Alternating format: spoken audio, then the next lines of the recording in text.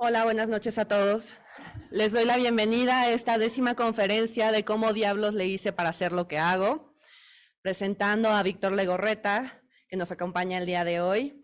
Realizó sus estudios profesionales cursando la carrera de arquitectura de 1986 a 1990 en la Universidad Iberoamericana de la Ciudad de México.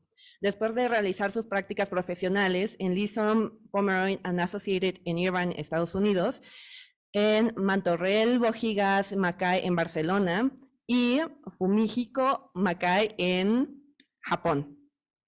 Se integró a Legorreta Arquitectos en 1991. 2 años después se convirtió en el socio de Legorreta Arquitectos y en el 2001 es socio director general y de diseño de Legorreta más Legorreta, actualmente Legorreta.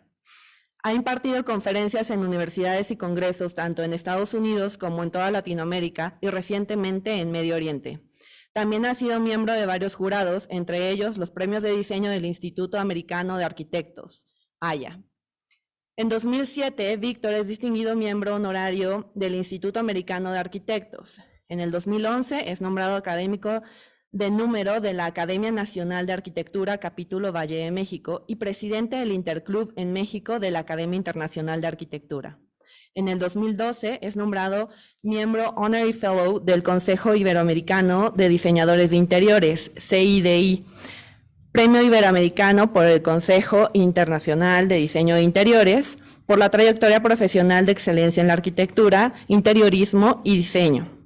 Y el Premio Iberoamericano del CEDI al Arquitecto del Año como Profesional México Internacional. Démosle la bienvenida.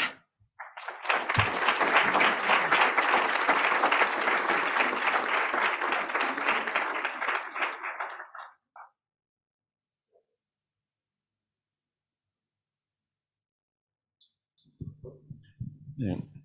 ¿Qué tal? ¿Qué tal? Buenas noches a todos. Muchísimas gracias por venir. Estoy muy contento de estar aquí. Muchísimas gracias a Juan Pablo Gayol por organizar todo este evento. Felicidades. Creo que muchísimo trabajo organizar este ciclo de conferencias y pues me da mucho gusto ser aquí el cierre, pero no defraudar el cierre de este gran ciclo. También pues me da gusto como estar en Puebla. De alguna otra forma hemos estado en contacto en Puebla durante muchos años. Es una ciudad que siempre me gusta regresar.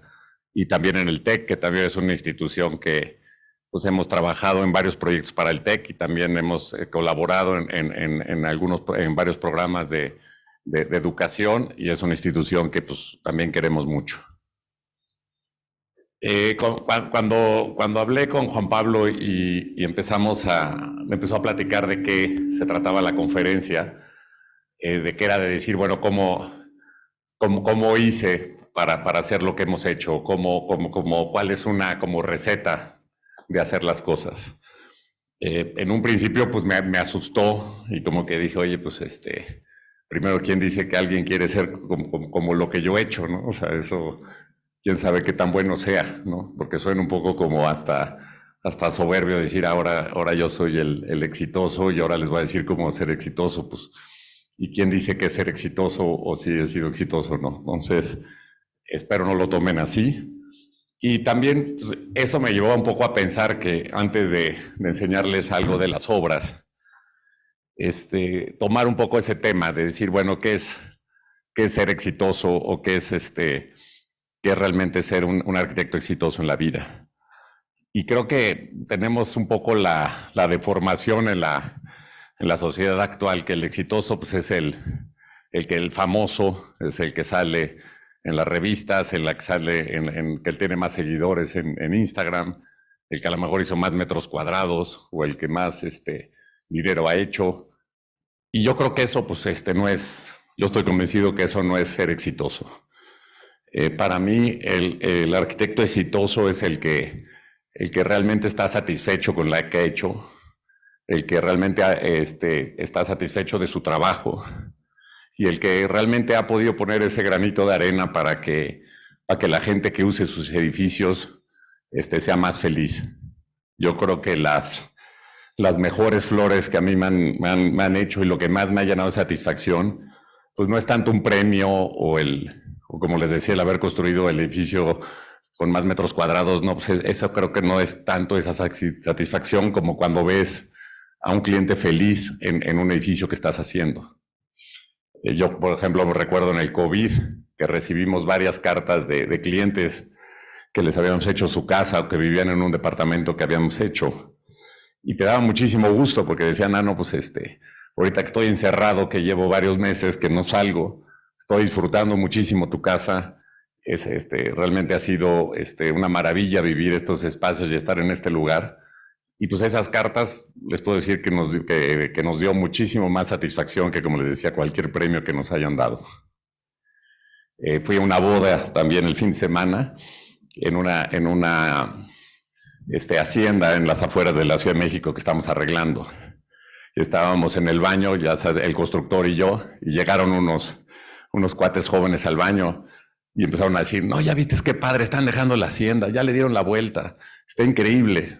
Y así el constructor y yo estábamos así, nos enderezamos, por supuesto no sabía ni quiénes éramos nosotros.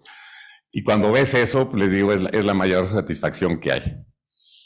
Entonces, si ahorita se trata de estas conferencias de dar consejos de qué pueden hacer en su vida de arquitectos, pues yo lo llevaría a eso, a que realmente a lo largo de su carrera de la arquitectura, ustedes estén realmente satisfechos con lo que están haciendo.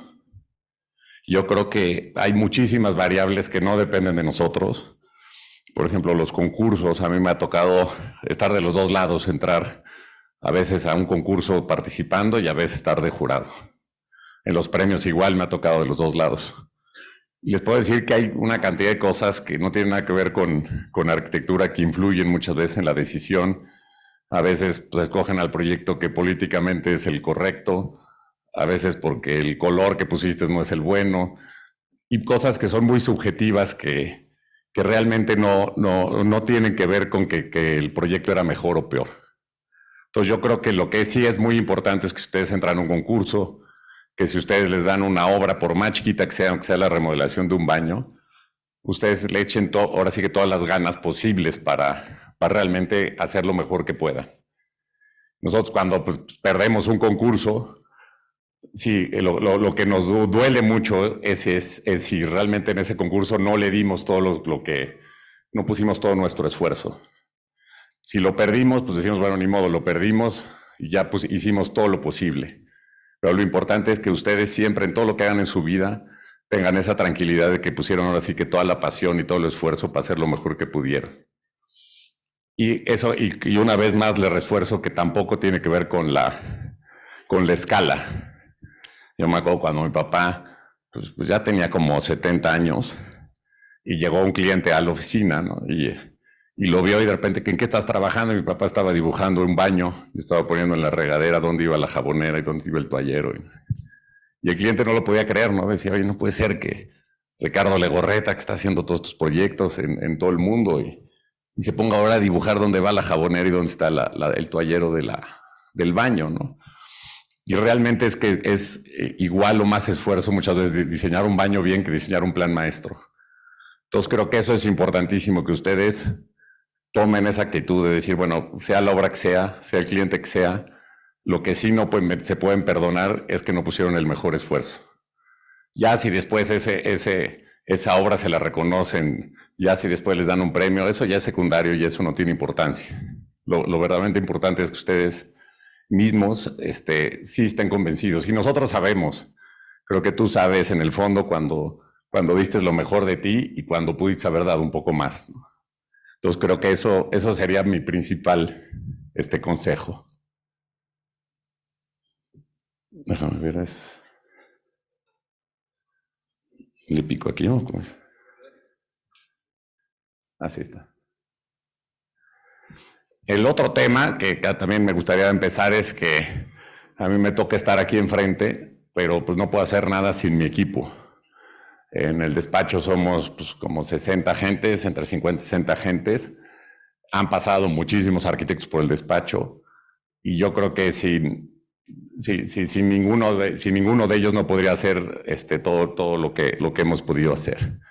Me da mucho gusto ver que las generaciones más jóvenes como ustedes trabajan más fácil en equipo, Eso es importantísimo que no lo pierdan, porque realmente así es como se hacen mejores cosas. Entonces, la arquitectura es diferente a otras bellas artes. A lo mejor es diferente a un escritor que puede estar solo y hacer una gran novela, o un músico que a lo mejor solo se puede poner a tocar el piano.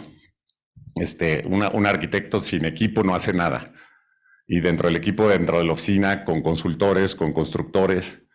Entonces creo que acostúmbrese muchísimo a trabajar en equipo, y es una cosa que cada vez se va a dar más, cada vez hay más especialistas, y el arquitecto de alguna forma a veces es como el director de la orquesta, pero sin todos los músicos de la orquesta no podría hacer nada.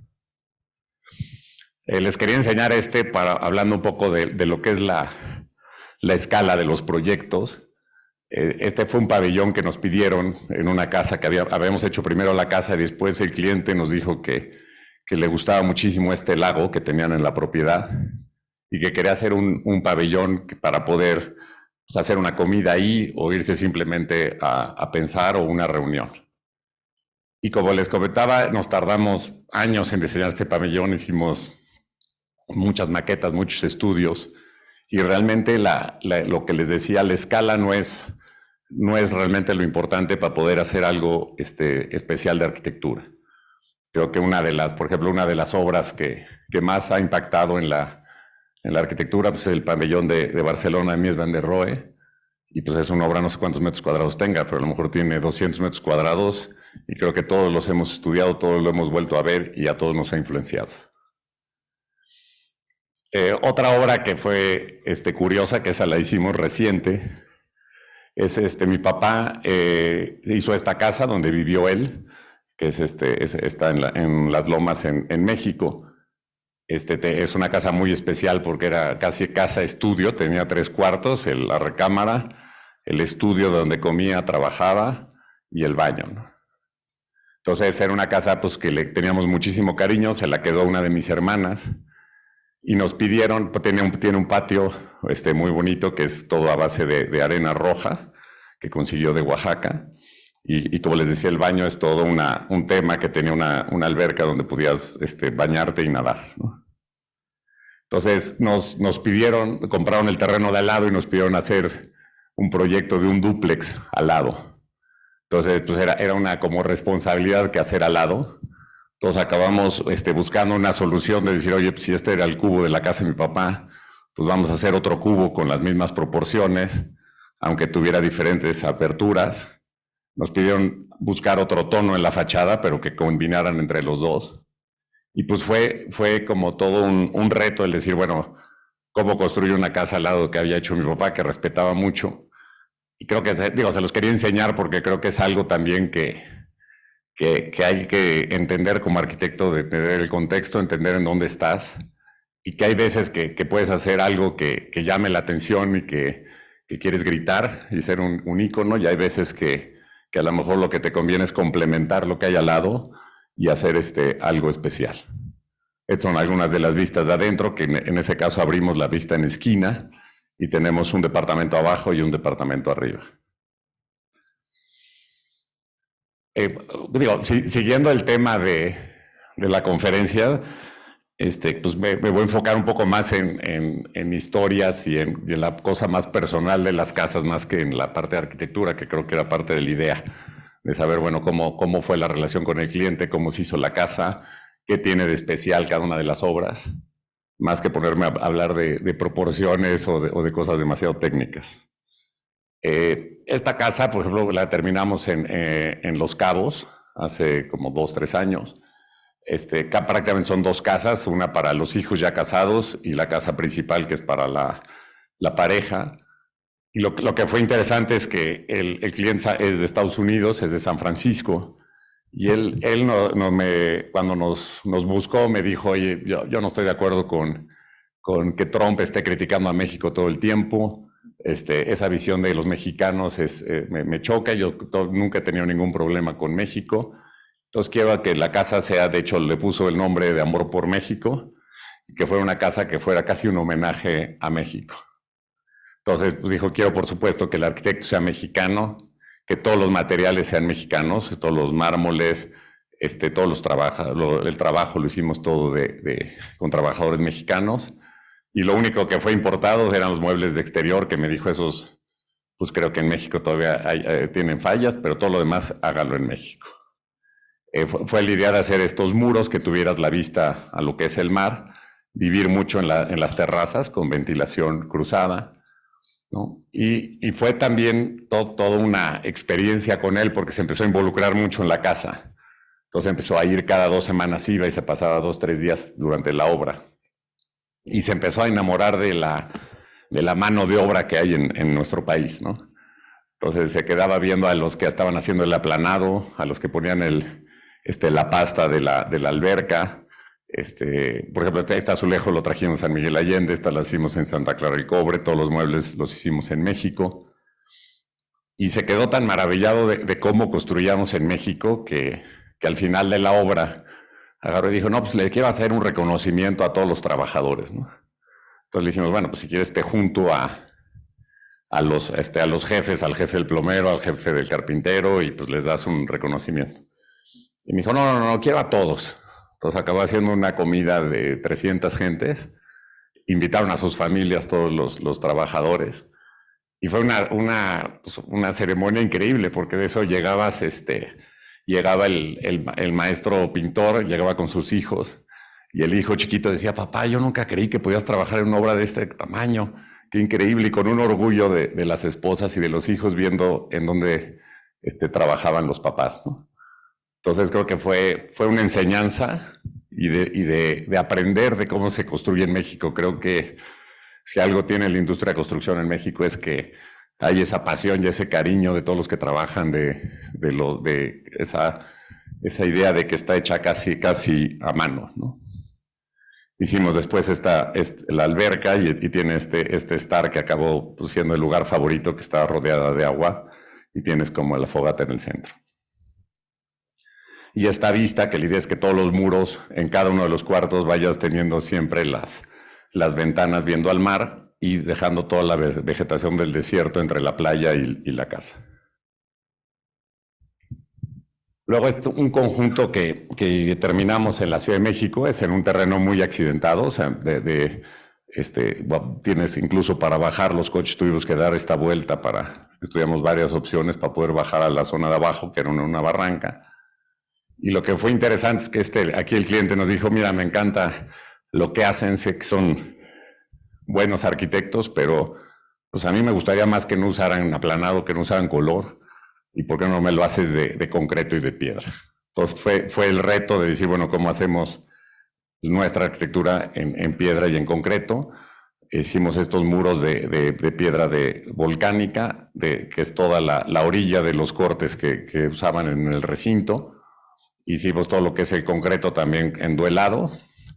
Empezamos en este momento, estábamos trabajando en el hotel también en Tamarindo con Mauricio Rocha, que estábamos usando también el concreto, ahorita se los enseño después. Entonces fue la idea de hacer la arquitectura de Legorreta, pero que no necesariamente tenía que ser con color, y acabamos jugando con todas estas formas, con todo el elemento del concreto, y adaptándonos mucho pues, a la topografía, que como les decía era muy complicada. Incluso los estacionamientos, hicimos toda esta pérgola que hicimos puras vigas precoladas de concreto. Y después hacia lo que es la barranca, sí ya es mucho más abierto. Prácticamente son casas, son dúplex, o sea, este es un departamento y este es otro. Y se abren todos a lo que es la vista de la barranca, que tiene una vista muy bonita.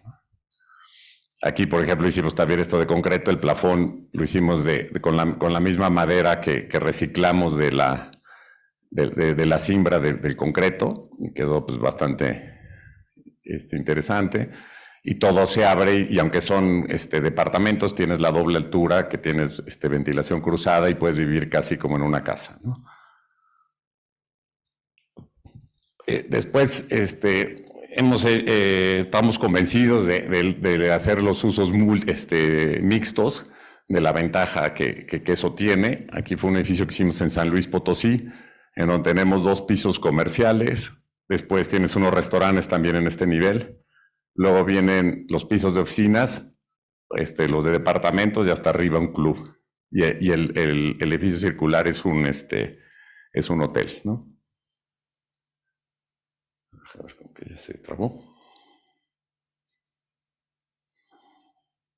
Ahí está, creo. Ya. Entonces, este es un hotel. Entonces, aunque no siendo una sola torre, se juntaron todos los usos ahí y creo que es interesante porque incluso les ayudó mucho a las ventas, porque si no, haber colocado todos esos metros de oficinas o todos esos metros de departamentos les hubiera tomado muchísimo tiempo. Les ayudó mucho también que pues tienes beneficio en los diferentes usos, o sea, los del hotel pues se pueden quedar trabajar en las oficinas, van al club que tiene una alberca en este piso, y en fin, todos esos usos mixtos que creo que tienen muchísimos beneficios y nos permiten también volver un poco a esa vida de barrio que hemos perdido, de que a lo mejor no uses el automóvil para todo, ¿no? Esta es todo lo que es la terraza, que tiene una vista pues muy bonita a todo lo que es San Luis y a todo el parque de San Luis Potosí. Aquí pues también hablando de retos, pues fue un reto de hacer un edificio que se adaptara a San Luis Potosí. No había, por ejemplo, los precios de venta de San Luis Potosí comparados con la Ciudad de México, pues eran mucho más baratos. Entonces teníamos que lograr una arquitectura que saliera en costo, pero que a la vez lograras todos tus espacios, que tuvieras todas las vistas. Y luego terminamos la primera etapa de este edificio aquí en Lomas de Angelópolis, que son unas oficinas en Frata, en uno de los town centers o de las zonas de Lomas de Angelópolis. Entonces, lo que creo que ha sido interesante de estos desarrollos es que han logrado esos centritos de barrio en donde todo es peatonal, en donde tienes mezclado comercios y vivienda. Entonces, las oficinas también le estamos poniendo comercio en planta baja, que se integran al parque que está aquí enfrente. Y hicimos una serie de bloques de oficinas en donde sí tuvieras patios entre todos, ¿no? Para que todos tuvieran luz natural. Todo lo hicimos con la certificación, acabó siendo LEED, creo que oro, y con la idea de que sí todas las oficinas tuvieran luz natural, también pudieras rentar diferentes tamaños de oficinas, que no acabáramos con plantas inmensas que no tuvieran luz natural. Y como les decía, ahorita terminamos la primera etapa, nos faltan terminar los dos módulos de atrás, pero está en el terreno, pues lo que tiene bueno es que está enfrente del parque del centro de Frata. Entonces le hicimos toda esta techumbre con una fuente que fuera como una gran ventana hacia lo que es el parque, ¿no? Bueno, algunos de los interiores de las oficinas. Y luego un proyecto que llevamos como 12 años ya trabajando en él. Es un proyecto muy grande que es también de usos mixtos en la Ciudad de México, en Polanco, bueno, en el nuevo Polanco. Entonces, empezamos con una torre de vivienda y luego una de oficinas. Teníamos que dejar una gran área para el supermercado, que era la condición que el grupo había vendido. Los supermercados se había quedado con el terreno, pero tenía que dejarle la misma área al supermercado. Y luego hicimos las otras torres de vivienda y estamos terminando la última torre de oficinas. Entonces, aquí fue todo un reto el mezclar todos los usos, el tener comercio, tener oficinas, tener vivienda, tener el club, tiene cines, tiene el súper, entonces tiene también entretenimiento. Y nos pedían que cada uno de los usos tuviera su propia entrada, o sea, que vivieran, como dicen, juntos pero no revueltos. Entonces tienes la parte comercial, que vive mucho a la calle, pero y la parte de vivienda tiene su propia entrada por atrás. Entonces sí fue un gran reto el que pudieran convivir todos esos usos en un mismo espacio, ¿no? También trabajamos con la ciudad en el proyecto. La densidad que tenía eran 20 pisos y 50% de desplante. Entonces, cuando les hicimos la maqueta, pues se asustaron porque era como un tablero de ajedrez, de uno sí y uno no. Entonces, no tenías ni luz natural. Entonces, convencimos a la ciudad de que nos dieran más altura y incluso nunca llegamos al tope de densidad que había. Esta es la última etapa. Esta foto es un poco más vieja, esta ya casi está terminada. Y lo interesante es que arriba de lo que es el súper hicimos todas las avenidas de vivienda. Entonces tienes todo este jardín que tienes una canchita de fútbol, una alberca, una zona de perros, para que toda la vivienda vive en este nivel y tiene forma de conectarse y usar todo el centro comercial. Y digo, se los quería decir también porque de alguna forma es esa idea de centro de barrio de usos mixtos. Curiosamente los departamentos han sido muy exitosos para extranjeros. Y cuando yo fui, nos pidieron un coche por recámara. Entonces, si el departamento tenía 2 recámaras, pues eran 2 coches, eran 3, ¿no? Y la última vez que fui me dio gusto ver que pues, casi la mitad de los coches están vacíos de los estacionamientos porque pues, la gente que vive allí a lo mejor tiene un coche, pero realmente usa todo caminando y usa mucho menos el automóvil. Y la estamos terminando, todavía hay partes que no están terminadas. Pero en la última etapa hicimos toda una plaza en la ciudad con la idea de que fuera pues muy integrado a la ciudad. También integramos lo que es el arte con esta escultura de Raimundo Sesma. Y estas columnas también que las trabajamos con otro artista. En el lobby hicimos, entonces sí quisimos también integrar lo que era la parte del arte. Cada uno de los lobbies, pues la idea es que tuviera su propia personalidad. Por ejemplo, este es el lobby de oficinas. Y la parte de vivienda, que tenías todo lo que son las amenidades y vives casi en otro ambiente, estando arriba de todo lo que es la zona comercial, ¿no? Hicimos algunos de los interiores de los departamentos. Entonces, pues fue todo un trabajo de muchísimos años y fue un reto el trabajar en un proyecto de usos mixtos tan denso. Y hablando de ese tema de usos mixtos, fue un plan maestro en San Miguel Allende, que estamos construyendo ahorita la primera privada, pero es en las afueras de San Miguel, estás como a 1 kilómetro, pero la idea es tratar de generar otro núcleo alterno a San Miguel, o sea, que tuvieras también comercio, a unos hoteles, vivienda arriba. Estas son viviendas individuales y un hotel aquí al fondo. Entonces, tratar de generar de alguna forma esa vida de barrio y tratar de hacer usos mixtos, que creo que en la Ciudad de México cada vez es más difícil, pero creo que en ciudades como San Miguel, como Puebla, sin duda, pues todavía tienen esa oportunidad de tratar de buscar una vida más peatonal, sobre todo con el clima que tenemos en el centro de México y que no todo depende alrededor del automóvil. Esta es algunos de los primeros renders del hotel, que todavía estamos por empezar la construcción. Y luego, hablando del equipo, que es otro de los consejos que les comentaba al principio, que como les decía, me da mucho gusto ver que en la gran mayoría de las generaciones abajo de nosotros están mucho más abiertas a colaboraciones. Y creo que es algo que no nos arrepentimos de colaborar. Obviamente dentro del despacho colaboramos muchísimo. El otro día me preguntaban pues cómo ha sido diferente cuando estaba mi papá de cuando ya no está. Y obviamente lo extraño todo el tiempo y muchas veces tomo una maqueta y digo cómo me gustaría que estuviera para podérselo enseñar y que me corrigiera, ¿no? Pero lo hemos tratado de sustituir de alguna forma con esta colaboración de equipo. Entonces muchas veces cuando hay un proyecto, cuando hay duda, le hablamos a todo el despacho y a lo mejor la gente que está haciendo interiores o la gente de casas te da un comentario de un proyecto grande o al revés, y eso es muy beneficioso. Creo que eso lo debían de fomentar muchísimo.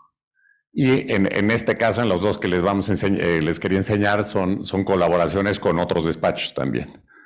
Entonces fueron 2 que tuvimos recientes. Uno es la torre de BBVA, que colaboramos con el despacho de Richard Rogers de Londres. Esta fue un concurso, habían invitado a 3 arquitectos mexicanos y a 3 extranjeros. Cuando nos invitaron a nosotros y vimos en la lista Rogers, llevábamos muchos años de amistad con él.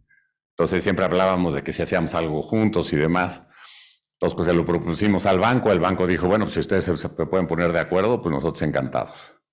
Entonces fundamos una compañía, incluso se llama Lego Rogers, la compañía. Y pues fue una colaboración increíble porque no fue que él hiciera el conceptual y nosotros los planos de obra, o que él hiciera el exterior y nosotros los interiores, sino realmente fue una colaboración de los dos despachos en todo el proceso.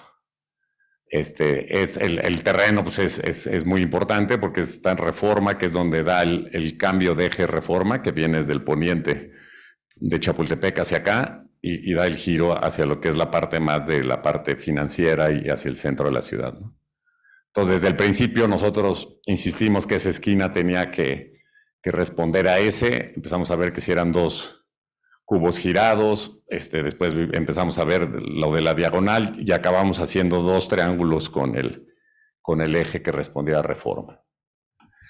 Otro tema era que cómo podíamos incorporar el parque de Chapultepec al edificio, entonces, si podíamos hacer algunas áreas verdes o terrazas o exteriores. Por ejemplo, a la gente de Rogers le impresionaba mucho el clima que teníamos en la Ciudad de México. Entonces, que cómo podíamos aprovechar eso y que no necesariamente fueran oficinas siempre cerradas. Entonces, acabó siendo la planta que tenemos la diagonal. Entonces, son los dos triángulos. Aquí pusimos todos los servicios y los baños y el elevador de servicio hicimos un satélite afuera.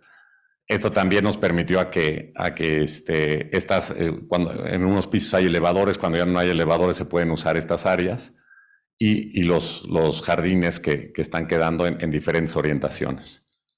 Entonces, cada uno de los jardines los hicimos con un color diferente. Escogimos siempre plantas de la zona, pero cada una con diferente vegetación. Y pues las veces que he ido sí se usan mucho en que puedes salir de estos tres pisos y de alguna forma también se crea como comunidad en este departamento. Entonces, a lo mejor los de la casa de bolsa están alrededor de un patio, los de crédito están en el otro, etcétera. Nunca habíamos hecho un edificio tan alto, entonces pues, nos dimos cuenta de la importancia de la integración. Digo, siempre es importante, pero aún más en un edificio alto de la estructura con la arquitectura. Entonces trabajamos con OVARUP y con Colinas y de Buen, que también se hizo una mancuerna muy interesante entre las dos firmas. Y acabamos haciendo esta idea de los contraventeos que están en toda la orilla y las 6 megacolumnas, que eso hacían mucho más eficiente que el sismo, el tomar el sismo, más que hacer un núcleo muy fuerte en el centro. Entonces teníamos estas 6 megacolumnas con los contraventeos y entonces estas columnas nada más eran de gravedad y permitían tener una planta bastante libre. Y luego la fachada también no queríamos hacer una fachada totalmente de cristal, sino algo que fuera sustentable y que se adaptara al clima de México. Entonces acabamos haciendo esta doble fachada en donde tienes una malla que permite ver para afuera, pero también te ayuda a proteger, y también el paso de gato para limpiar la fachada y el vidrio, también te ayuda a proteger del sol. Entonces estuvimos estudiando la solución tanto estructural como que fuera eficiente, y vimos dentro del mismo diseño que podía tener diferentes densidades dependiendo de la orientación. Entonces, en esta que tenía menos incidencia de sol era mucho más abierta que en la sureste. Y por dentro vimos que si pintábamos la malla de un color oscuro, pues te quedaba bastante libre la vista hacia afuera. Y también nos gustaba esta idea de que le daba una identidad más de una textura muy pues que para nosotros es muy mexicana, muy como los patrones que ves, pues desde la artesanía hasta la cultura prehispánica, ¿no? En el piso de arriba de los estacionamientos es toda el área común donde tenemos el comedor de empleados. Ahí llegan los elevadores del estacionamiento y los elevadores de la calle, y aquí tienes el control y los elevadores a la torre. Tenemos arriba de las rampas es el auditorio. Entonces tienes es como digamos como la zona común de todo el banco. Entonces todo lo que es el comedor, hicimos esta serie de paraguas que no, por ejemplo, en este caso nosotros habíamos hecho este tipo de formas en varios proyectos. Con Rogers logramos una solución también con la misma idea, pero a lo mejor más estilizada y más de acero. Entonces, como les decía, todo fue como una colaboración. Arriba de la rampa hicimos lo que es el auditorio, y diseñamos todos los interiores de las áreas públicas, ¿no? De lo que es el auditorio, de las oficinas de ejecutivos, por ejemplo, la sala de consejo y las oficinas. En la planta baja, la idea es que dejamos la triple altura con la sucursal del banco y la atención a clientes. Entonces se vuelve muy integrado a la ciudad todo lo que es los primeros 3 niveles. Y también lo que fue interesante es que por tener la doble fachada, logramos todo un sistema de iluminación que va cambiando de colores y se va. La ciudad dijo, bueno, estoy de acuerdo en que hagan esa iluminación, pero que no sea publicidad. Entonces se ha vuelto como pues casi una como noticias de lo que está pasando en la ciudad. Cuando hay una campaña de cáncer de mama, lo ponen todo de rosa. Cuando es el grito del 16, se pone la bandera de México. Si viene alguien de otro país, pone la bandera de ese país. Y se ha vuelto como una fiesta en la noche en la ciudad. Y la otra colaboración es, acabo de terminar con Mauricio Rocha. Entonces, un hotel en el Pacífico, en Tamarindo, que está entre Manzanillo y Puerto Vallarta. El anterior fue Lego Rogers y esta fue Lego Rocha. Entonces, estamos buscando otro arquitecto con R para juntarlos. Entonces, el terreno era espectacular. Era un terreno que también nos daba miedo qué hacer porque es toda una reserva que tiene nada más el campo de golf y había 2 o 3 casas, unas casas de hecho que habíamos hecho nosotros con mi papá hace muchos años. Y entonces estaba muy accidentado, tenía pues vegetación en esta parte, también la parte de cimentación era muy complicada. Entonces fue muchísimo entender el terreno, trabajamos pues mucho en maquetas, muchas maquetas de estudio, de hecho hicimos un despacho independiente del de Mauricio y el de nosotros, sino entonces para que y nos juntábamos todos los jueves. Entonces, pero yo ya tenía reservado que todos los jueves en la mañana era junto de Tamarindo, Mauricio igual, y pues nos tardamos, fue un proceso como yo creo que nos tardamos como 8 años en todo el proceso entre lo que es proyecto y construcción. O sea que no te desesperes, Juan Pablo de la Torre. No, ya lo sé. Entonces, porque fue muchísimo estudiar, bueno, también nos tocó pandemia, etcétera, ¿no? Pero bueno, fue estudiar cada una de las villas en donde convenía. Como les decía, fue colaboración de los 2 equipos. Después también se incorporó Mario Shetland en la parte del paisaje. Y trabajamos con materiales del concreto, que fuera un color arena, la piedra del lugar y madera. Trabajamos mucho con Cemex para lograr el color del concreto que sí queríamos de arena, que fue todo un reto porque pues estás en un lugar pues bastante lejano. Entonces hacíamos las pruebas en la Ciudad de México, nos funcionaron muy bien, y cuando las hacías allá de repente ya no tenía el mismo color. Lo que es que son casi 2 hoteles, lo que son el hotel de adulto, son como villas que están metidas en la ciudad, que son prácticamente en la selva, perdón, que son puras suites. Y la parte de los cuartos más de playa, que están más enfocados a familias porque tienen la playa muy pegada. Y mucho de la intención fue hacer toda esta serie de muros para que estuvieras muy, muy enfocada la vista hacia lo que es el mar, ¿no? Lo que es todo el vestíbulo, que lo hicimos todo abierto, y nos insistía mucho el Four Seasons, que era el operador, que también fue una colaboración con ellos muy cercana, de esta idea de que cuando llegues tienes que tener esa sensación de haber llegado a un lugar muy especial. Luego platicamos también mucho de qué hacer con el arte, ¿no? ¿Se puede cambiar? Le digo, sí, pues no hay problema, quitamos ese edificio, y le expliqué más o menos cómo. Le digo, ¿cuándo te vas? No, esto era un lunes, le digo, pues el viernes. Bueno, entonces el viernes nos vemos y ya me lo enseñas cómo queda. Y yo iba solo, ¿no? Entonces salgo, pues por supuesto a la reina no le puedo decir que no, entonces yo salgo, y todos los demás, todo el equipo de ingenieros y demás, ¿qué pasó? ¿Cómo te fue? No sé qué. Le digo, pues esto, me pidió esto. Y digo, pues ¿qué hacemos? Le digo, no, pues consígueme un arquitecto que sea bueno haciendo láminas, uno que sea bueno haciendo maquetas, ¿no? Y uno haciendo renders, ¿no? Entonces, sí, te lo conseguimos, me lo consiguieron de Kuwait, me trajeron a 3 arquitectos. Me pasé 4 días sin dormir, dormí ya 2 horas trabajando como loco, haciendo los croquis. Así, y después el viernes se los volvimos a enseñar a la reina, y dijo, pues está bien, ya, todos ya adelante, sí tienen el proyecto. Entonces, sí, pues eso de que te los dan de gratis los proyectos, pues no es cierto. O sea, yo creo que continuamente te están poniendo a prueba, yo creo, de si eres el bueno, si no eres el bueno, y creo que los proyectos te los dan pues muchas veces por tu reputación, por estar quedando bien, porque entre más quedes bien y sepan que eres una gente que responde, entonces te dan el otro proyecto. Se volvió a trabar, creo. Ahí está.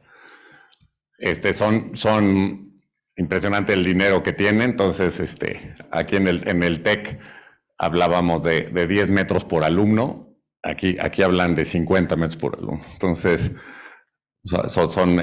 lo que es interesante es que quieren invertir muchísimo en educación. Dicen el petróleo y el gas natural se nos va a acabar en 50 años. Entonces, si no invirtemos en educación, pues no va a haber futuro. Y el cambio realmente lo están haciendo las mujeres, ¿no? Yo creo que las que más trabajan de Qatar son las cataríes. Entonces es impresionante ver que muchas están educadas en universidades del extranjero. En estas universidades la mayor población es mujer, entonces también eso te da muchísimo gusto. Que por cierto, sé que hubo algunas críticas de que no había pocas mujeres en las pláticas. Se me olvidó insistir, digo, en la labor de equipo, el otro día hicimos la cuenta y más de la mitad del despacho son mujeres. Y pues yo estoy convencido que nos van a quitar el trabajo, pero creo que es apasionante trabajar con ellas. Sin duda son muy talentosas. Y en el despacho es uno de los retos que tenemos cómo lograr que afortunadamente con la pandemia aprendimos a trabajar con Zoom y con no necesariamente presencial todo el tiempo, porque creo que es importantísimo que no desperdiciemos todo ese talento que existe. Hicimos también este cruce, que es el cruce en Tijuana a San Diego. Entonces nos pidieron, nosotros hicimos la terminal del lado de San Diego, y era como que enseñar una puerta de México hacia el exterior. Los inversionistas eran mexicanos y americanos. Todos los mexicanos presionaron a que lo hiciéramos nosotros.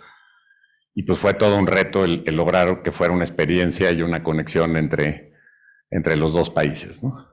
Es el puente que pues, construirlo, la mitad estaba en un país, la mitad en otra. Todo lo tenía que aprobar las agentes de migración. Por ejemplo, en el lado americano no nos dejaban poner ventanas, las tuvimos que esmerilar, no podíamos hacer nada en el plafón que pudieran ocultar algo. En fin, fue un reto, pero creo que fue interesante y ha funcionado bastante bien. Tiene un patio en el centro en donde tiene mesas para el café. Y estamos haciendo una universidad para la Universidad del Aga Khan, ese es en Uganda, que trabajar con el Aga Khan también ha sido toda una experiencia. El Aga Khan, bueno, ya ahorita tiene más de 80 años, pero siempre ha sido un fanático de la arquitectura, siempre ha impulsado la arquitectura. Da un premio de la mejor arquitectura islámica, creo que es cada 3 años. Si pueden, métanse para ver los premiados, porque premia muchísimo a premios que tienen conciencia social. Nos insistía, por ejemplo, muchísimo en que tenía que ser inspirado en la cultura africana. Entonces empezamos a ver si hacíamos los edificios de tabique con patrones africanos. La entrada la hicimos muy simbólica, como son los edificios del Aga Khan. Y la idea es hacer la escuela de medicina y la de enfermería y el hospital. Ahorita ya empezamos con lo que es el edificio, vamos como en la obra negra de lo que es el edificio educativo, y el hospital se va a empezar el año que entra. Y con esta idea de buscar un hospital que fuera mucho más humano, que tuviera luz natural, que tuviera espacios exteriores. Este es el primer edificio que estamos construyendo, y tiene todo un patio central redondo. Entonces, pues también creo que ha sido una gran experiencia trabajar con él. Por ejemplo, él nos dijo, mira, ponme un edificio. Está en otro proyecto que nos pidió que no se ha construido. Dijo, los renders pues poníamos puro verde alrededor, ¿no? Entonces me decía, no, aquí me van a construir edificio al lado, y eso no los voy a controlar yo. Entonces ponme los edificios más feos que te puedas imaginar al lado, porque eso me van a hacer. Y tu edificio se tiene que seguir viendo bien, aún con los edificios feos al lado. Y fue una enseñanza, pues la verdad, de decir que siempre está pensando en cómo se va a ver en 15 años, en 20 años, cómo se va a mantener. Entonces creo que fue una gran enseñanza, ¿no? hablando también de cómo conseguir los trabajos. Aquí nos habían dado el primer trabajo, era otro proyecto. Todavía mi papá, después cuando fallece mi papá, me manda una carta de la Can, increíble, así poniendo que admiraba muchísimo a mi papá. Mi papá había sido jurado en el premio de la Can durante dos veces. Entonces ahí es donde lo había conocido. Pero pues diciendo que sentía muchísimo, que pues él le hubiera encantado ver qué iba a hacer él en África. Todavía ni empezábamos proyecto. Entonces pues, yo le contesté y le dije, bueno, pues muchísimas gracias por la carta, es un honor. Pero pues, si quieres seguir entiendo que no quieras seguir con nosotros si ya no está mi papá, pero pues si quieres seguir, pues aquí estamos, ¿no? Entonces, afortunadamente, tomó la palabra, nos mandó a toda una delegación, mandó al director de la universidad y a 4 gentes a checar el despacho, a checar edificios que habíamos hecho. Habló con las gentes de la universidad, de edificios del TEC en Monterrey precisamente. Y cuando regresó, entonces dijo, bueno, no, entonces sí le podemos confiar.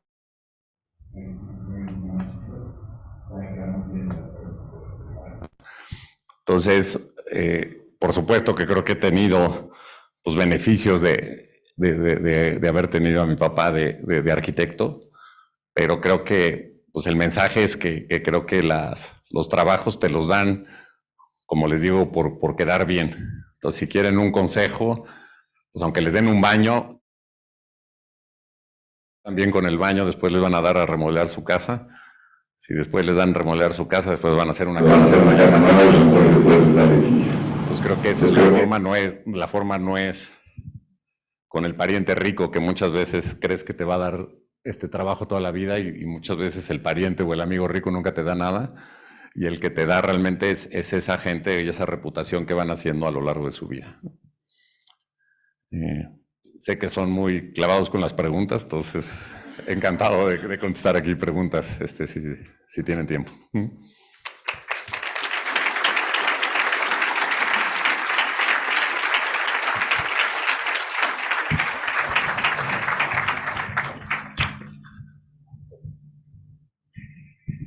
Si pueden alzar la mano quien tenga preguntas.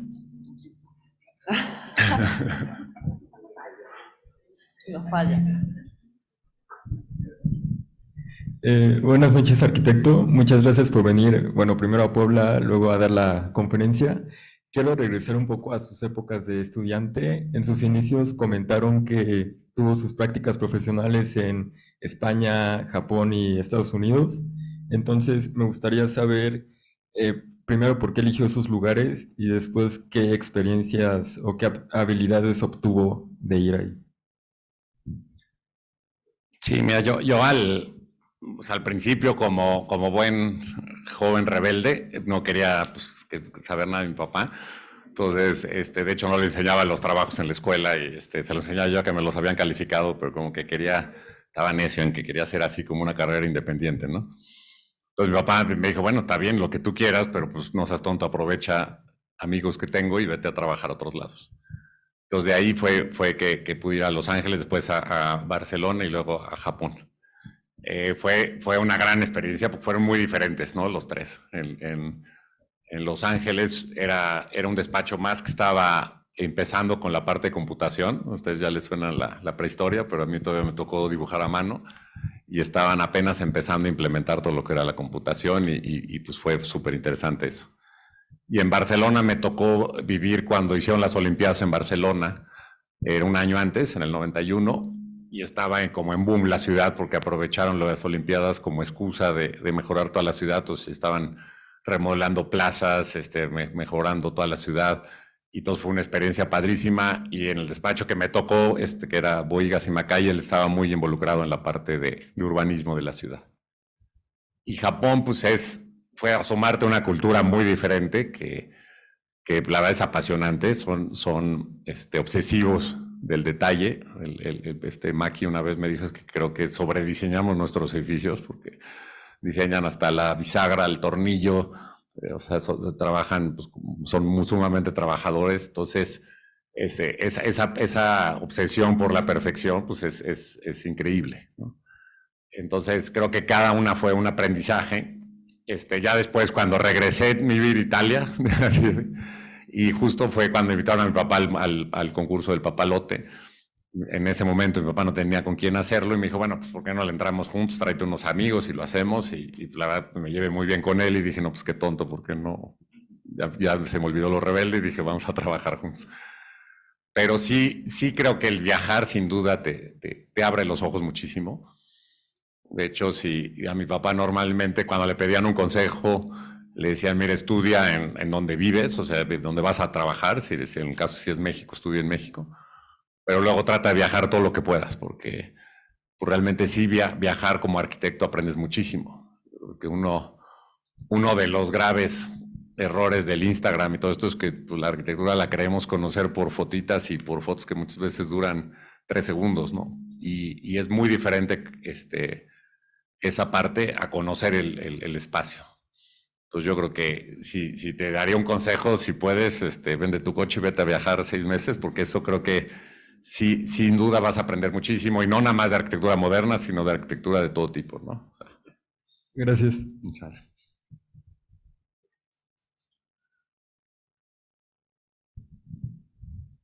Si me ayudan con sus manos para ir pasándoles el micrófono. A ver allá.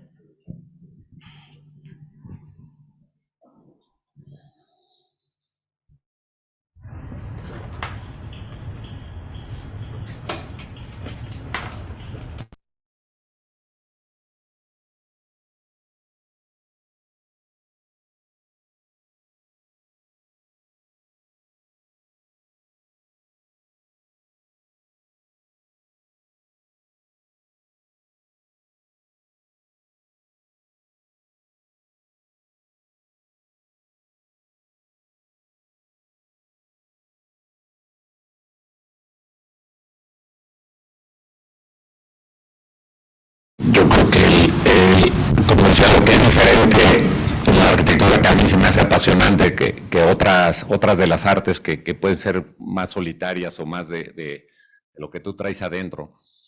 En la arquitectura, obviamente, como arquitecto traes algo adentro y a lo mejor y lo vas a plasmar en alguna obra, ¿no? Y quieres sacar eso. Pero también mucho de la arquitectura es entender lo que te están pidiendo, ¿no? Entonces es entender pues el sueño, ¿no? Yo digo que la arquitectura muchas veces empieza con un sueño, ¿no? Entonces empieza por el sueño de una familia de hacer su casa, o el sueño de una institución de hacer su edificio de su biblioteca, o hacer una compañía, hacer sus oficinas. Y tú tienes que entender qué es lo que esa gente quiere de ese sueño, entender qué filosofía tienen, y a fin de cuentas el edificio, pues ellos son los que la van a habitar. Entonces creo que sí es importante que seamos lo suficientemente abiertos como para entender esa filosofía del que te está contratando. Y luego también entender el lugar, ¿no? Yo creo que la arquitectura está ya sea en un medio natural o en una ciudad o en algún lugar. Entonces tú también tienes una responsabilidad de que tu arquitectura se vea bien en su entorno. Entonces yo creo que por eso digo que es una especie como de batidora, que tú tomas eso del cliente, tomas un poco inquietudes que tú traigas, tomas lo que tienes del lugar, toda la cultura que traes adentro y tratas de encontrar una solución, ¿no? Y a mí eso es lo que se me hace apasionante. Yo creo que la buena arquitectura es cuando se logra esa buena comunicación entre todas estas partes y logras entender todo eso y no nada más pues haces como un capricho de decir, oye, pues yo hice un edificio triangular, ¿por qué? Porque tenía ganas de hacer uno triangular y no viene al caso, pero pues yo lo hago triangular, ¿no?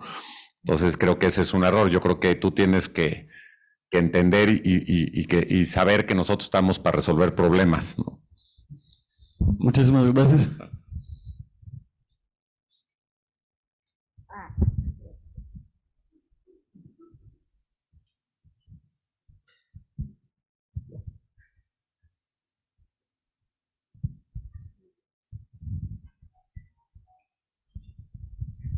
Bien, acá arriba. Buenas noches, antes que nada. Bueno, mi pregunta es un poquito más personal. Sé que su papá y usted han tenido un gran recorrido sobre este tema y quería saber, pues, básicamente cuál es la mayor enseñanza que le ha dejado su papá. Pues mira, yo creo que la mayor enseñanza, digo, obviamente me enseñó arquitectura, me enseñó desde hacer planos hasta cómo tratar a un cliente y todo eso. Pero si algo le agradezco más es esa enseñanza, que a lo mejor soy un poco repetitivo, pero esa enseñanza de que tienes que ser muy apasionado en lo que haces como arquitecto y echarle todas las ganas a todo lo que hagas, ¿no?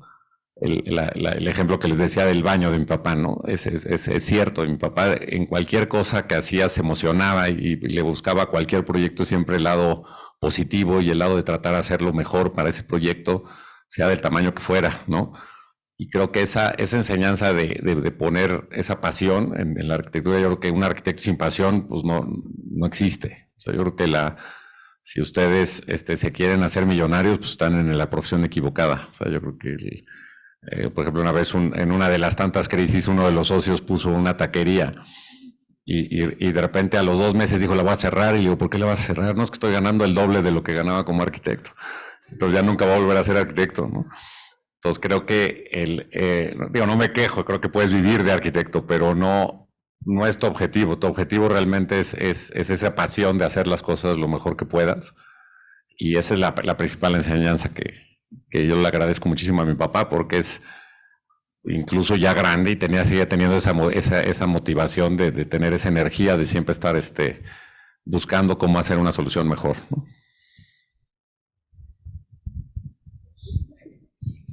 Bueno, buenas noches. Aquí. Perdón. Pues después de lo que platicó, que ha hecho diversos proyectos, pues ya internacionales, nacionales, etcétera, quería preguntarle si dentro de los proyectos internacionales trata de ponerle como alguna huella o sello mexicano, o se adecua al 100 a todo lo que es al contexto internacional o del lugar donde hace sus proyectos. No, bueno, creo que es lo que ha sido interesante de trabajar fuera, es que tú sí buscas una mezcla de lo que es la cultura local y la cultura pues, mexicana, o lo que tú traes como arquitecto mexicano. Para mí, muchas veces descubres incluso cosas que tú no valorabas cuando trabajas fuera, que eso también ha sido otra experiencia, porque muchas veces te llaman de fuera porque pues, les gusta algo que vieron tuyo, ¿no? Y entonces tú muchas veces dices, pues tú das por hecho que los patios son a todo dar, ¿no? Y cuando ves y les propones un patio, pues ellos se quedan increíbles y tú valoras muchas de las cosas que, como te digo, dabas por hecho.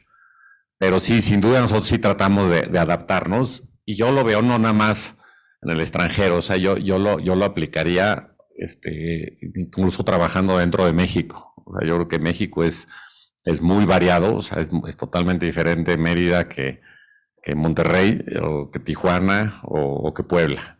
Entonces yo creo que esa idea de que ustedes tienen que también entender el lugar donde lo están haciendo y ver qué pueden aportar de tu cultura, porque siempre puedes aportar cosas buenas, y sobre todo de mexicano. Yo creo que México tiene muchísimo que aportar. O sea, yo creo que la razón por la que nos han llamado fuera es porque la riqueza de la cultura de la arquitectura mexicana, no necesariamente es porque seamos genios, pero en México ves cosas que tienes mucho que exportar. Pero ver qué puedes aportar, pero también tú qué puedes aprender de ellos, ¿no? Entonces creo que cuando se da esa mezcla es cuando es muy interesante ese trabajo.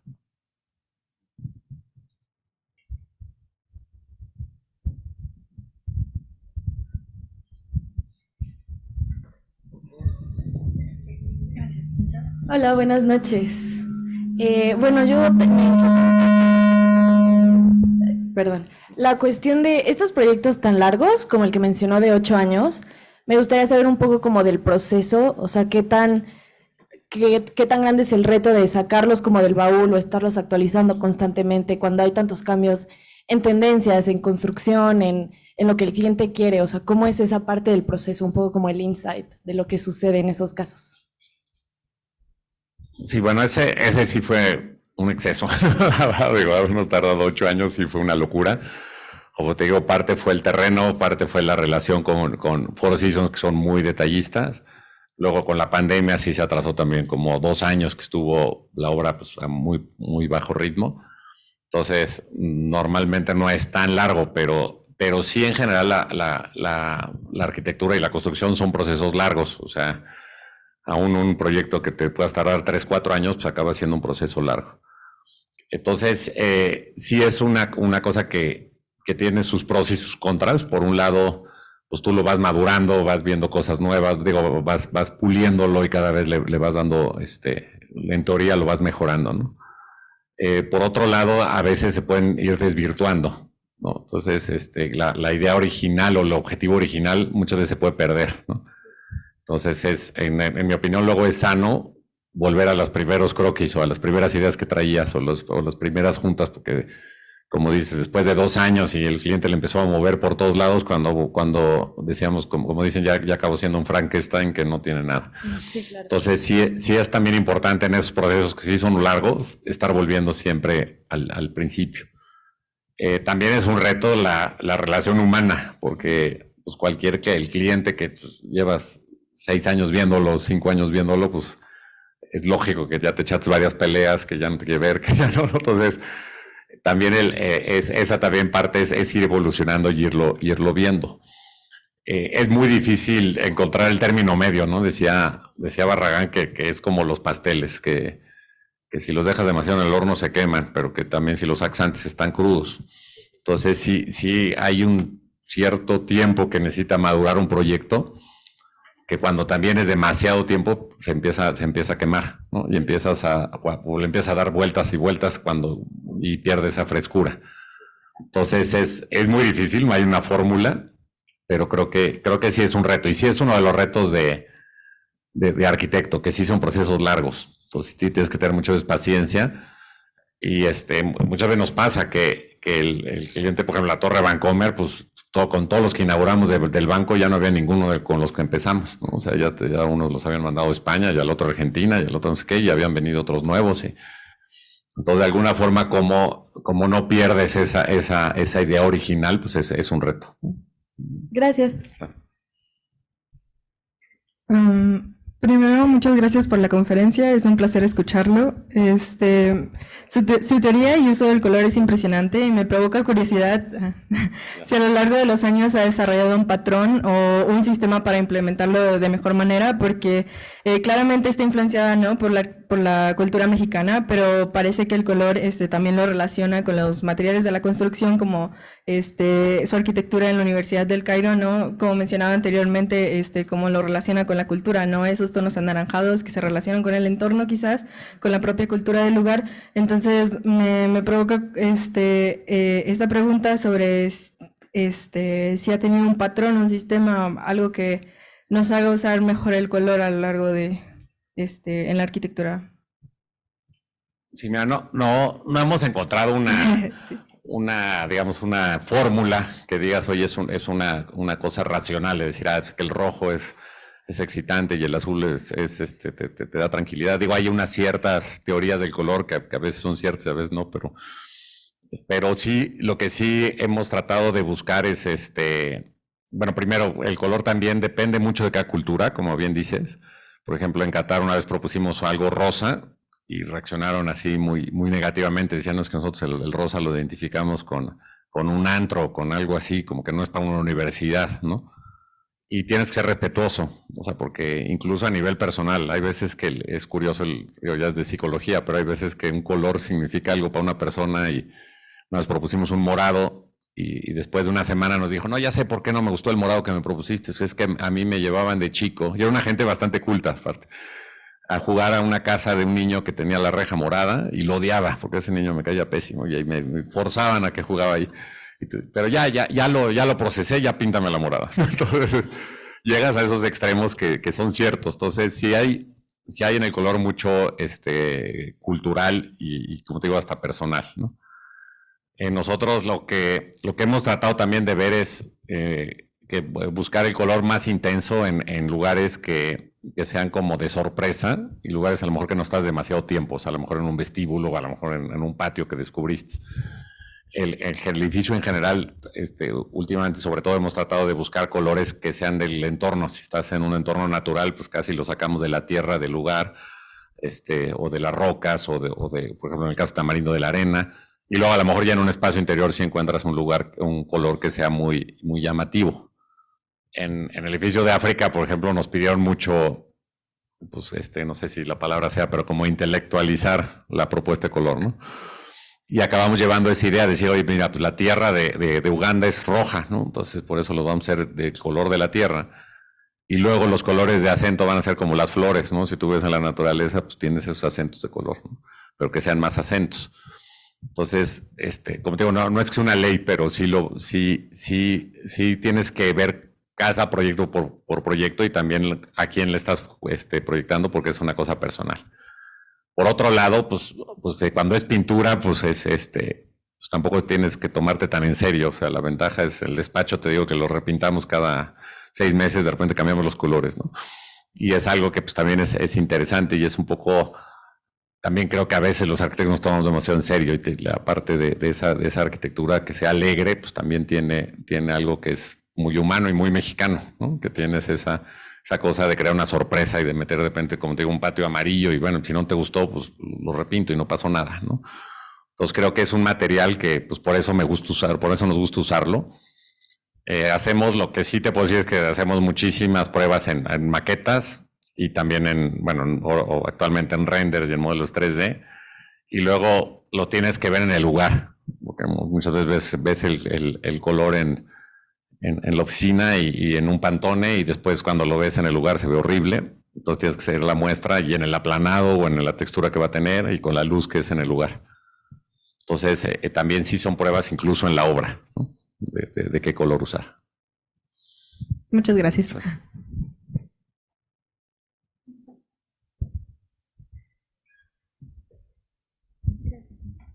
Hola, aquí.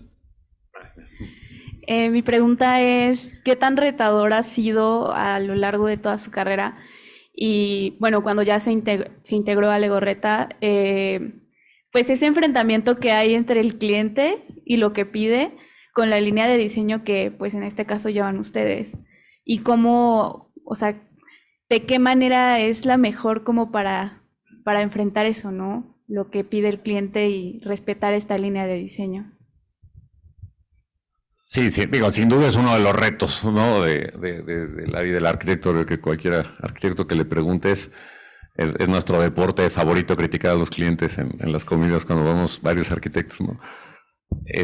Y creo que o sea, lo que es importante es que la relación de cliente y arquitecto es casi como un matrimonio, o sea, tiene que haber muy buena comunicación, tiene que haber mucho entendimiento entre los dos y respeto, ¿no? De los dos lados, ¿no? Entonces yo creo que debe haber ese respeto de cuando un cliente te está pidiendo algo también que tú lo oigas y que tú digas, no, pues es que él no vive así, ¿no? O sea, yo le estoy queriendo imponer un estilo, pues, muchas veces le haces una sala formal y increíble la sala y le puedes decir, oye, está increíble la sala y a lo mejor él te contesta, pero yo nunca hago fiestas, ¿para qué quiero esta sala? No me la haga, no, o sea, digo... Entonces sí tienes que tú también entender que la casa es para él, ¿no? Que la casa es para el cliente y saberlo oír. Yo creo que muchas veces también es descifrar qué es lo que te está pidiendo el cliente, porque el cliente luego no es arquitecto. Entonces ves que te trae, sobre todo ahorita con Instagram y todas estas redes, pues te trae la foto y te dices que no me entendiste, yo quería esto, ¿no? Y cópiamelo, ¿no? Y tú tienes que decir, bueno, a ver qué le gusta al cliente de esta foto que me está enseñando, ¿no? Lo que le gusta es esto, ¿no? Entonces, a lo mejor ahí donde viene tu creatividad de decir, no, pues yo le voy a lograr eso, pero con mi arquitectura, ¿no? Y si el cliente también te respeta y te oye y hay ese diálogo, pues digo, no, te puedo decir que sí, en la mayoría de los casos sí llegas a un acuerdo, ¿no? Y a una solución muchas veces mejor. O sea, yo creo que cuando realmente existe ese diálogo, sin duda encuentras mejores soluciones. Ahora tienes que encontrar buenos clientes. Muchas veces yo a veces digo que luego es más importante un buen cliente que un buen arquitecto, o sea, porque, y a buen cliente yo no me refiero a uno barco que te dé la chequera libre y te diga nos vemos en dos años y me das mi casa, sino que un cliente que sí te exige, pero que también te respeta y sabe oír, ¿no?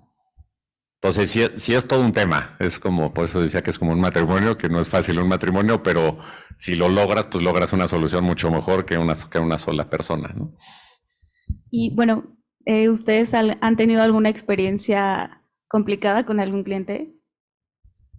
Sí, sin duda. Afortunadamente, que te podré decir, el 90% de los clientes que hemos tenido acabamos siendo amigos de ellos y nos ha ido bien, ¿no? Pero sí ha habido con los clientes que de plano pues no había esa química o no. Sí tiene que haber una cierta, ¿cómo podría decir? Que persigas lo mismo, o sea, una identificación en lo que estás buscando. Y hay veces que sí conviene que incluso antes de tomar el trabajo lo platiques, ¿no? O sea, de que haya esa plática. Por ejemplo, no puedo decir el nombre, pero unos proyectos que traíamos hace poco, era el cliente lo único que le interesaba era hacer un edificio eficiente y que fuera buen negocio, y nos contrató un poquito por el nombre, pero no le interesaba nada, y de alguna forma pues llegó a un punto en el que pues hubo un rompimiento y ya, ¿no? Acabó haciendo el proyecto solo. Afortunadamente iba a sido el 10% de los clientes y la gran mayoría sí hemos logrado ese intermedio, pero sí es sano esa plática, esas pláticas primeras, para que tú entiendas qué quiere él de ti y que tú también pues estés de acuerdo en lo que él quiere, ¿no? Porque estuve hace 2 semanas que vino, soy muy malo para los nombres y más chino, pero el que se ganó el Pritzker chino que estuvo en Metrópolis hace 2 semanas, y tiene un despacho de 10 gentes, ¿no? Y me decía, y aún ganándose el Pritzker, ¿no? Y me decía, es que yo escojo mis clientes, es muy importante escoger a tus clientes. Y a veces dices que soberbio, como que yo escojo mis clientes, tú tienes que decir a todo mundo. Y creo que no, tiene que haber esa plática inicial y que haya esa química, ¿no? De pensar más o menos igual. Que nunca vas a pensar igual, pero más o menos esa compatibilidad de decir, no, pues sí, vamos a llegar a algo juntos que vale la pena.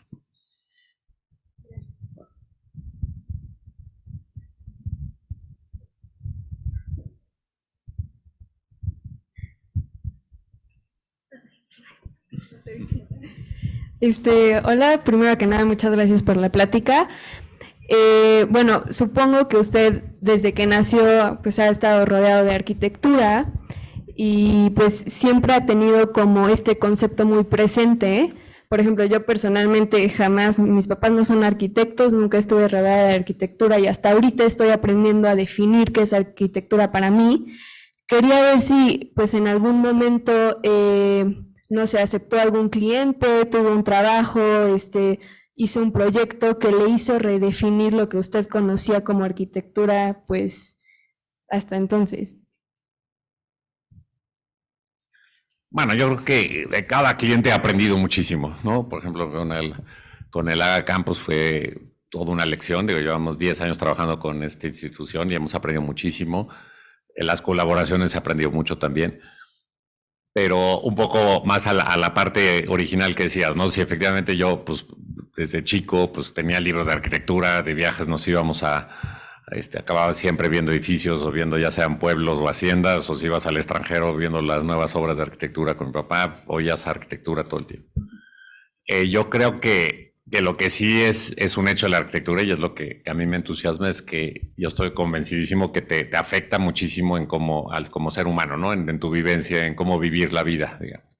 El vivir en un lugar bonito, en un lugar agradable, no nada más de la parte funcional, obviamente que la silla esté cómoda, que tenga buena luz, que tenga buena ventilación, que no me esté asando, que no me pegue el sol, todo eso influye, pero también la parte emotiva y emocional, pues para mí es importantísimo.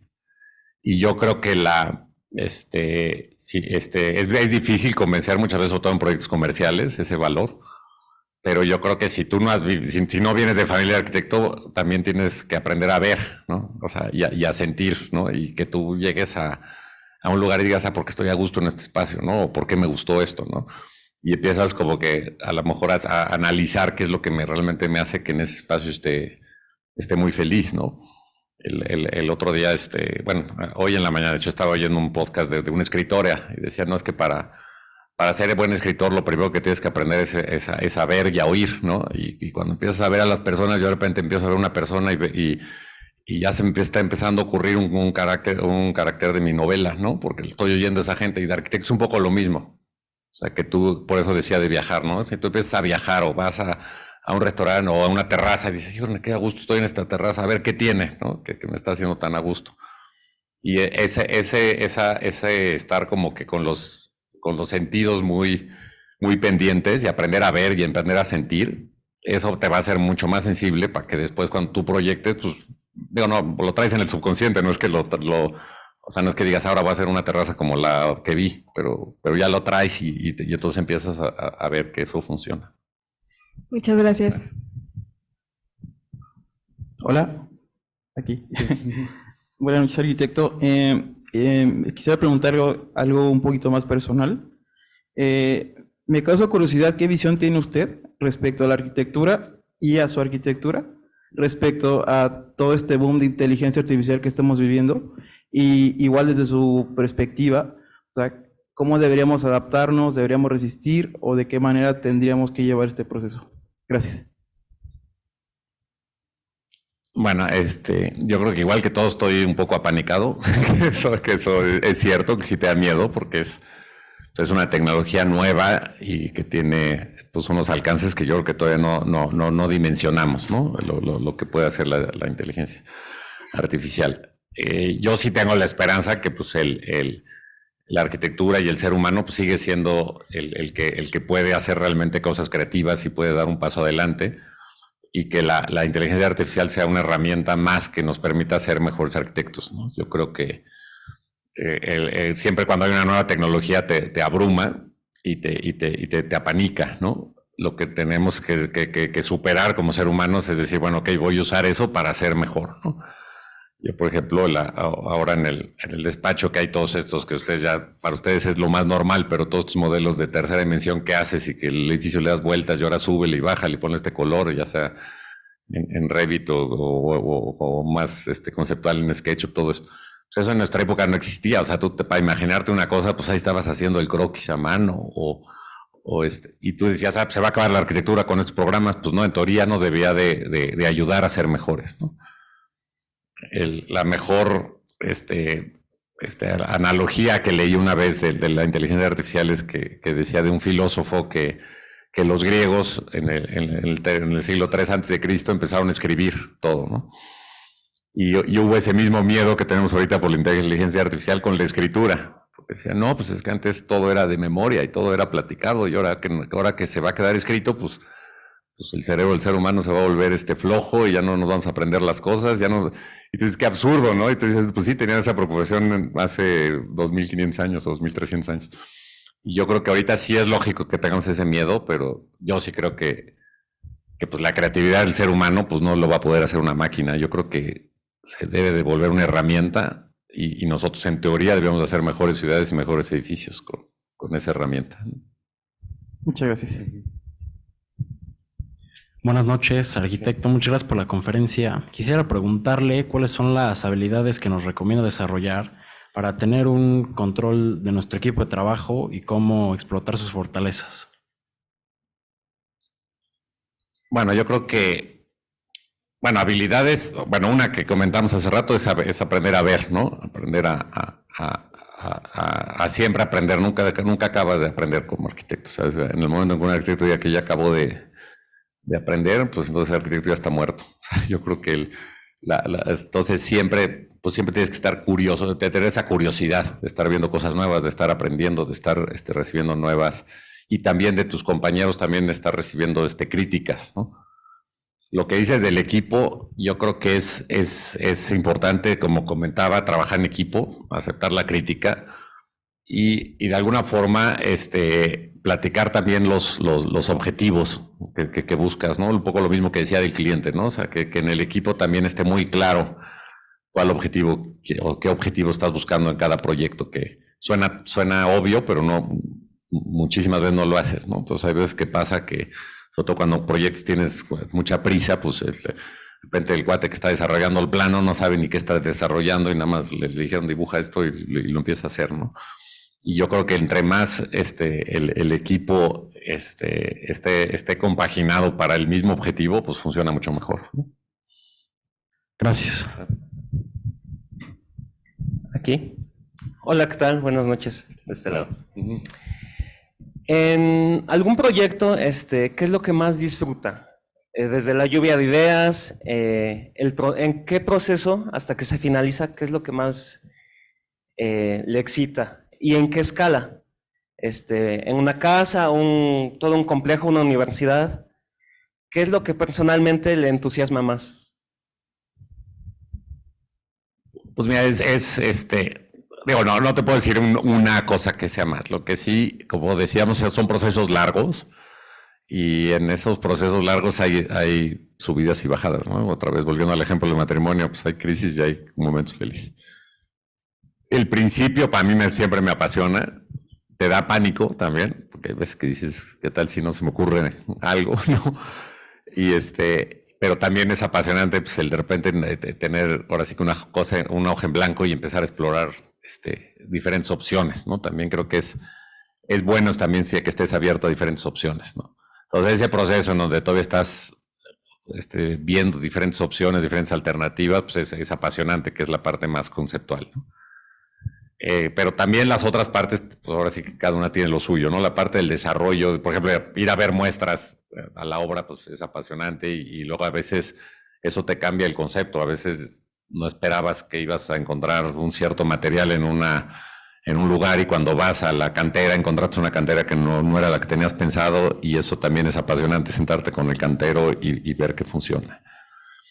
Como te decía, siempre hay crisis, sobre todo en las casas, decía mi papá que siempre había una crisis, que ya no tenía dinero el dueño, que ya llevabas que se habían pasado el presupuesto, que se habías tardado más tiempo de lo que debías. Y afortunadamente cuando las obras son buenas, al final después acaba siendo ya el cliente cuando le empieza a vivir, le empieza a gozar, se acaba esa crisis y ya. Pero sí hay esas crisis, sin duda, y lo que es importante es pues sí tratar de mantener el optimismo de seguir pues, empujando a que se haga la mejor obra posible. Una última pregunta para poder cerrar.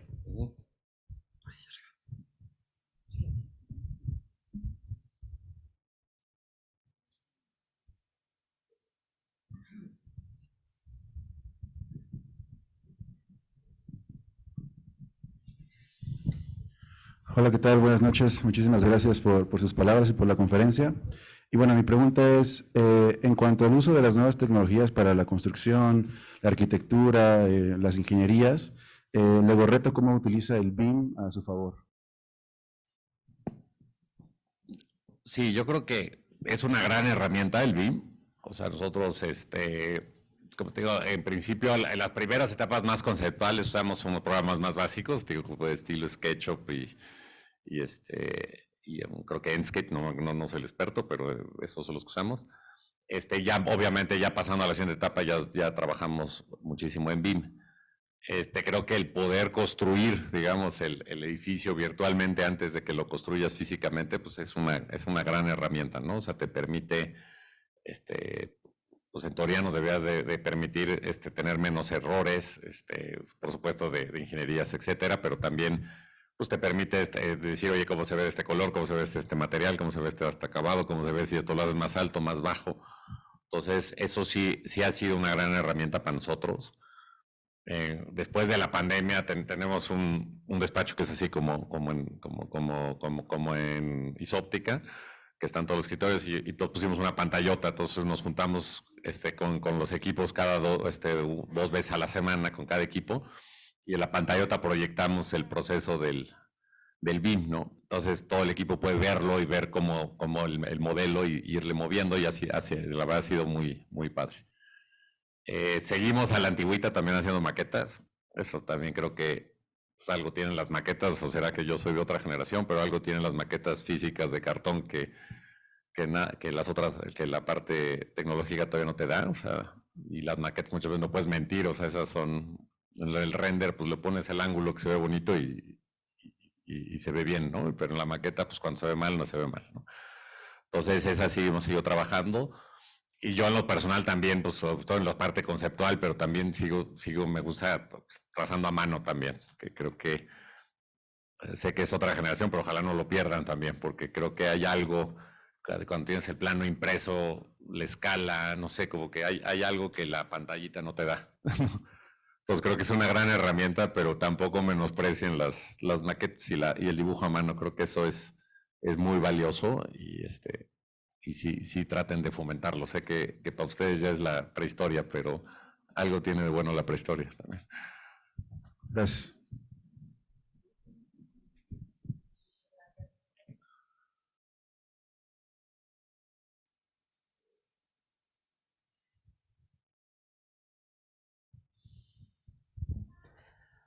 Muchas gracias, Víctor. A nombre del Colegio de Arquitectos, muchas gracias al TEC por prestarnos su auditorio, a todos los asistentes.